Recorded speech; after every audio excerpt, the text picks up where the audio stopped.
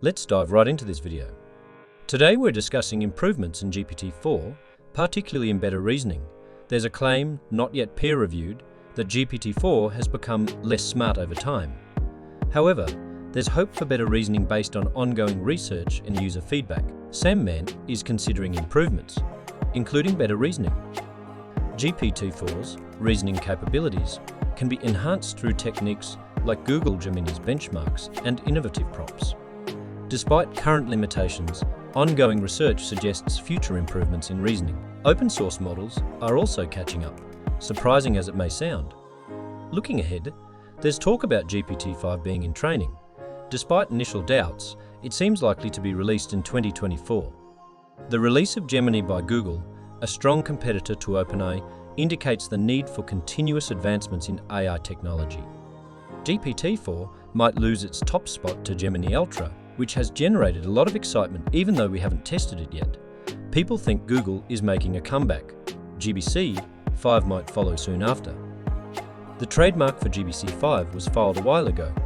The article talks about GPT-5 being more advanced than previous models. The author mentioned that GPT-5 is in training and it might be released in late to mid-2025. It's hard to predict its exact capabilities, but the article is positive about its sophistication. We know that the upcoming model, GPT-5, will be based on LMA and will have improved image capabilities. Sam Altman mentioned that predicting specific new features is challenging until the model is trained. The voice feature for ChatGPT is awesome. It's like Siri or Alexa, but even better. You can talk to it in any language and it understands you automatically. It uses Whisper's API for accurate speech recognition. This voice feature is great for hands-free brainstorming or quick conversations. It's faster than typing a prompt, and I think it's a fantastic way to interact with ChatGPT. I'm excited about future improvements, like faster response times, better audio quality, and more voices to choose from. It's a glimpse into the future of voice assistants like Siri. ChatGPT can learn and remember things from your conversations. This opens up some exciting possibilities, like having an AI assistant that knows your preferences and can give you more relevant responses over time. However, there are also some privacy concerns with this feature, which is why OpenAI hasn't released it yet. Here are the key points. Custom GPTs can learn from your conversations and remember what you talk about. This means they can give you more relevant responses over time and become more personalized. However, there are privacy concerns about this feature, and OpenAI is still working on how to address them. If this feature is released, it could be a big step forward for AI assistants. Currently, I have about 10 different chats open for various things. Each chat requires specific instructions, prompts, and details about preferences, tone, and writing style. GPT, say generative pre-trained transformers, were supposed to help with this, but there are issues with data leakage and privacy.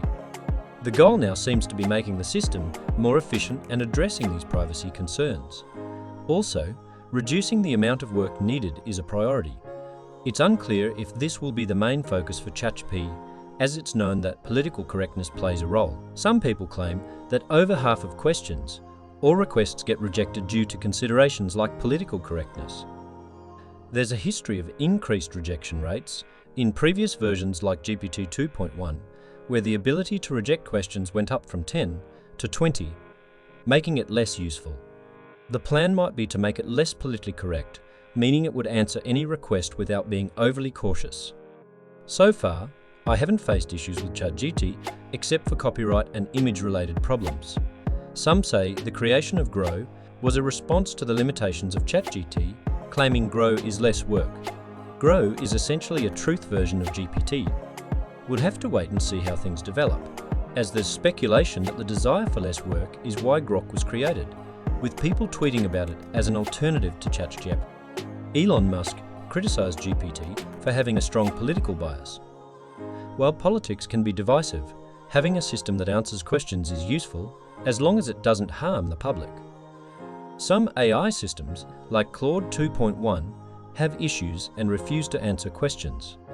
There's speculation about a link tweeted by someone claiming to have inside information about OpenAI's future developments. The link led to a page saying Vest, but it was later removed. This could suggest OpenAI is working on video-related projects possibly linked to projector as this video technology, like Google's Video Pro, is advancing rapidly, with Video Pro even capable of infinite video length. Google hasn't given access to video yet, but it's becoming popular. There's also something called P-Collabs that looks promising. Version 1 is good, and if it follows the same path as Midjourney, we'll have high-quality videos in 2024. OpenAI hasn't released anything on video, but there are speculations. They might surprise us with a great video model.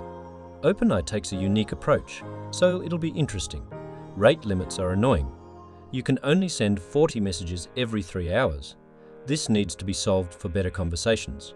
Rate limits prevent abuse, but OpenAI might find a more efficient way in the future. Better browsing is also expected, as some people find the current browsing experience not very good. I like using the browsing feature, but sometimes it's slow and not very accurate. I hope they make it better because there are other tools like Bard and Perplexity that are faster and more accurate. It seems like many people are having trouble using browsing effectively. Another thing they might add is signing in with OpenAI, which could make things easier. Right now, if you don't sign in, you have to use someone else's API, and that can be expensive. If they let us sign in with OpenAI, the cost would be on us, and it might make building products less expensive. It could open up more possibilities for cool tools. Hey, so there's this big thing happening with OpenAI. They're talking about some game-changing stuff, especially this number 11 on the list. It's about making something open source, like sharing the code with everyone. But the thing is, the main AI they have, called GPT-3, is not open source at all. It used to be, but not anymore. Now, there's a chance they might make an older version, GPT-3.5, open source, but I'm not sure. The newer models, like GPT-4, probably won't be open source because it's like a competition, and they want to keep their secrets. Also, the person from OpenAI mentioned there are surprises coming, things we can't predict. They have some plans that aren't on the list.